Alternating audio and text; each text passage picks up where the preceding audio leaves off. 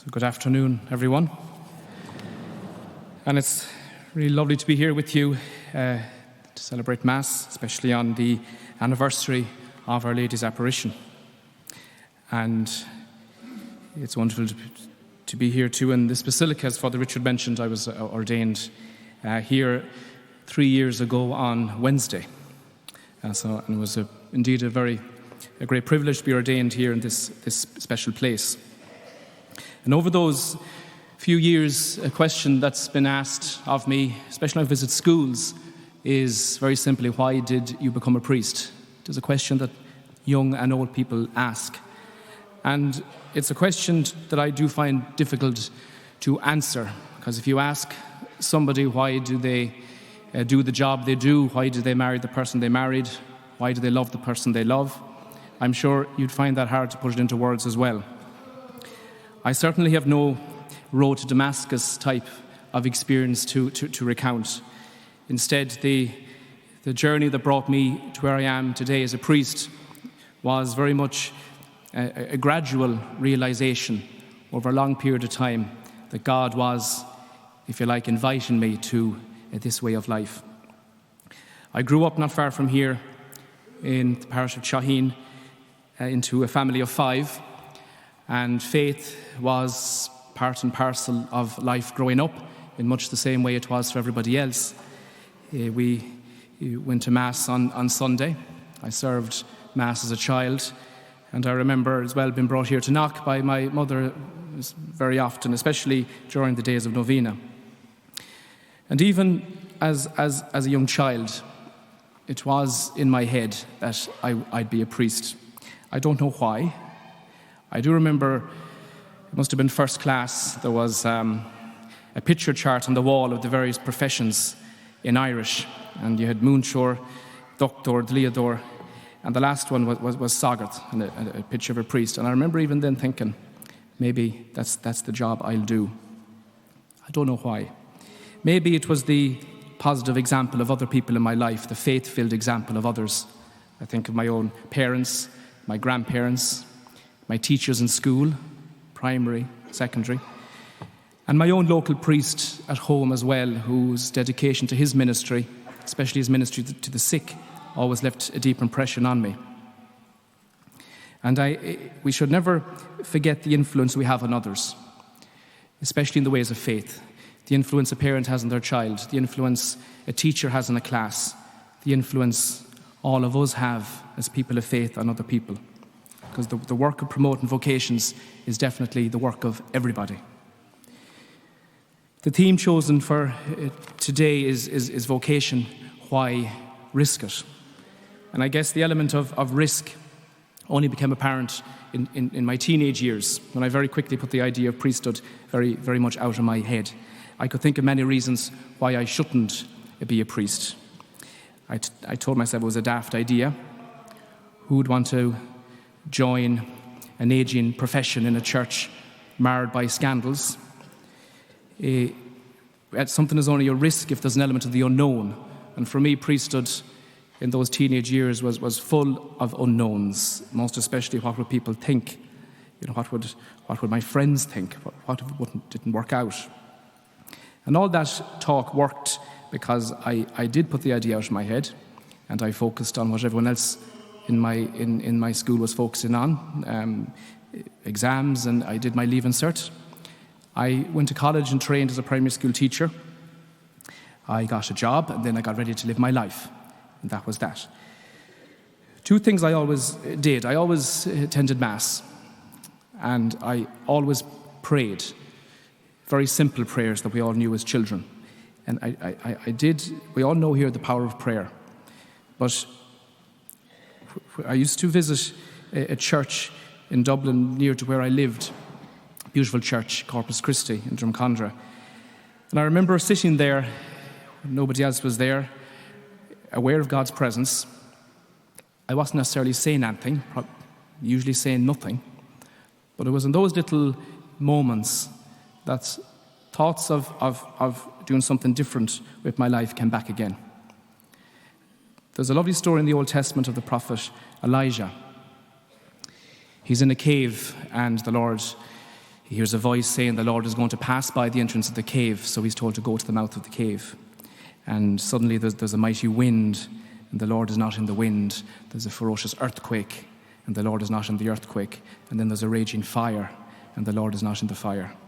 And then there's the sound of just a gentle breeze.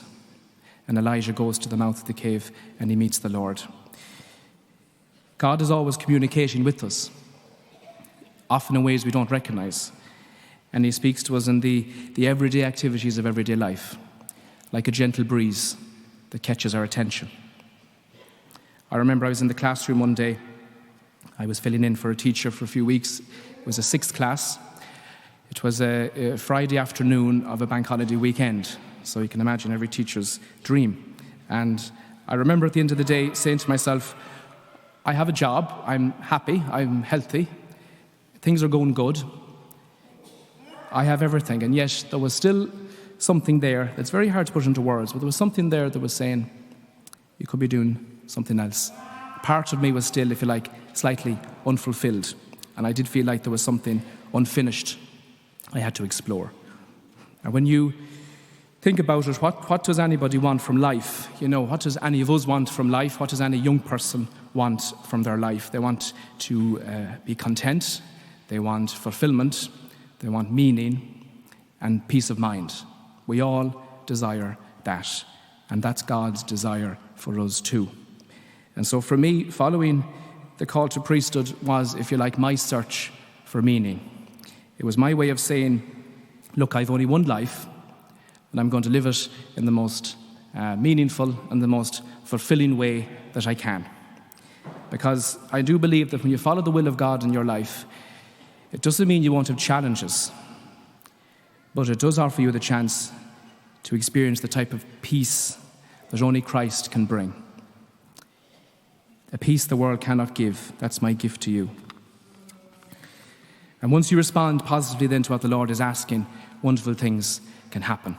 And when I eventually worked up the courage to make contact with the diocese, which led me to spending a period of time in seminary formation in Maynooth, I was met with tremendous support, encouragement and goodwill from family, from friends, from parish.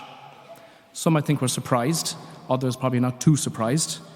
But there was tremendous support, and anyone considering a vocation, know that will be your experience too, because there is tremendous goodwill out there. So take the first step, and the Lord looks after the rest. We hear a lot about a crisis in vocations. I don't think myself that's an accurate description. A crisis of faith, perhaps, but there is certainly in our world a crisis of noise, so much so that the voice of God, which calls and invites, is becoming increasingly difficult to hear. Because we all live in a world that has so many voices, each clamouring for attention, and each offering us a route to happiness. And amidst all those voices, the silent yet persistent call of the Lord is often not heard. Mother Teresa said, God speaks in the silence, and listening is the beginning of prayer. So we must, in our own lives, try and listen to the voice of the Spirit. Oh, that today you would listen to his voice. Listen to see what God is saying to us. And how does God speak to us? In a myriad of ways. Through the scriptures, especially, through the sacraments, through our own everyday experiences of everyday life, through other people, and through our thoughts and through our desires. So, if a person has that desire in their heart, maybe just to even explore the mere possibility of priesthood, I'd say don't ignore it. Don't dismiss it. It could be God's way of saying to you, look, I have a plan for you. As Jeremiah says, a plan to prosper you and not to harm you. Plans to give you a hope and a future. So don't dismiss it. And we could rhyme off all the risks involved in following a vocation. But we must remember too, there are no risks with God because there's no unknowns with God. God has the full picture. God sees everything. And God knows us better than we know ourselves because he created us. And he holds us all in the palm of his hand. And he maps out a life of love for us, written in our hearts since before we were born. Before I formed you in the womb, I knew you. And that's something we should always remember. Speaking at the recent World Youth Day in Lisbon, which I was delighted to be present at, Pope Francis said this to the 1.5 million young people who were gathered. He said, "The Lord knows each of your hearts and each of your lives. He knows your joys and your sorrows, your successes and your failures. He knows your heart, and he says, 'Have no fear, take heart, do not be afraid.'" And that's the message anyone considering a vocation needs to hear. Have no fear. Trust in the Lord. Trust that the Lord might in fact be calling you to be a priest. And if you think you feel that persistent nudge, then look into it. And that's all the church asks of anyone considering a vocation. Just look into it. Pray about it. Seek the advice of others. You have nothing to lose, but you could have so much to gain. And of course, not everyone is called to priesthood, but every one of us have a vocation. And what's our basic vocation? It's to know, to love, and to serve God. That's our baptismal vocation. And all of us have a role to play in building up the local church. So I'd encourage you, if you're not already, I'm sure you are, get involved in your local parishes, support your priests. And if all of us stay attuned to what God is asking of us in our own lives, then I do believe vocations will come. Because vocations to priesthood are born in communities that pray. And vocations to priesthood are born in communities that radiate a positive and a vibrant image of church. Because then seeds are planted, young lives are inspired, and priesthood once again then becomes an attractive way of life. I've been a priest only 3 years. I know there's lots of priests here who have a few more miles on the clock than that. But what is priesthood like? Firstly, priests are human, in that we're not immune from all the daily struggles that everybody else experiences. So the ups and downs, the doubts, the fears, the wonders about the future, they're part and parcel of life, no matter what vocation you have. But priesthood is definitely inundated with beautiful moments of deep, deep joy. Because as a priest, you're welcomed into the hearts of families in a way that nobody else is. And people say things to a priest and confide in a priest. They say things they wouldn't say to another person. So it's a great privilege to be with young families as they baptize their children, to stand with couples at the altar as they vow to live their lives together in marriage, to work with school children, preparing for the sacraments, to witness the power of divine forgiveness in the confessional, and above all then to celebrate Mass with and for the people of God. So beautiful moments of deep joy where you're present with people, supporting people, the people supporting the priest, and proclaiming then a message of hope that the world so desperately needs to hear. And that's why you risk it. It's worth the risk, because the work of the priest is so needed. It's so vital in our world. One area of ministry that's rewarding, for me, is ministry to the sick or hospital ministry. I'm based in the parish of Castlebar. We have a hospital there, and the priests of the parish provide cover to the hospital. And just a few weeks ago, I was called in the middle of the night to go in to attend a person who was dying, who was very sick. And in I went, and the nurse showed me to the room, and the gentleman in bed, and he was at the bedside was his wife and his children. And as you can imagine, it was a very sad scene. It was tears. And in situations like that, there are no words you can say to take away that sense of fear, that sense of worry that people have. Just being there is all you can do. But I prayed with the family, and we said a decade of the rosary, and then I anointed the man, and just as I finished the prayers, of anointing, and just as I laid my hand on his head, he breathed his last. And even amidst the heartache and the sadness that was there was a tangible expression of peace. And you could feel the presence of God even in that situation.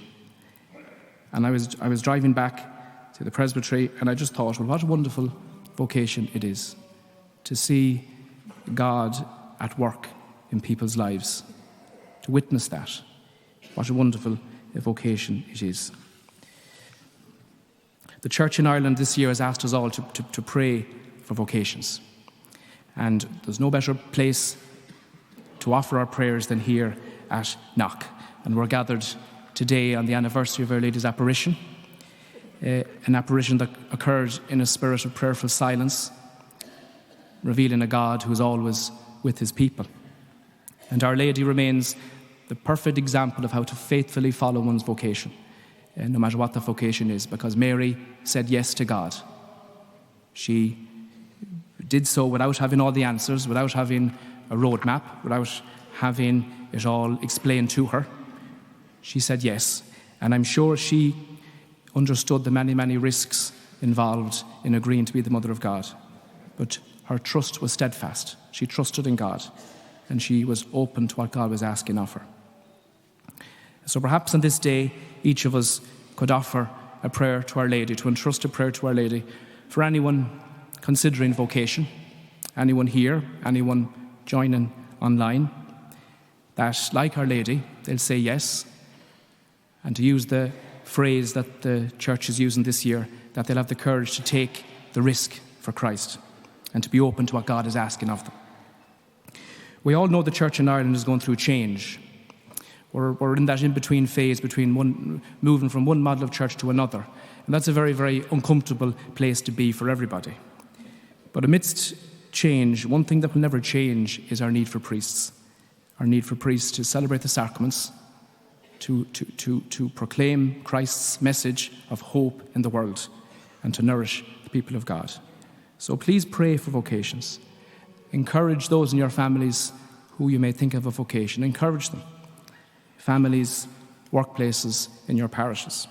Because the only real risk there is that we will not reach our God-given potential. That's the only risk we have to worry about. And to use a line from St. Catherine of Siena, be who God created you to be, and you'll set the world on fire. Thank you.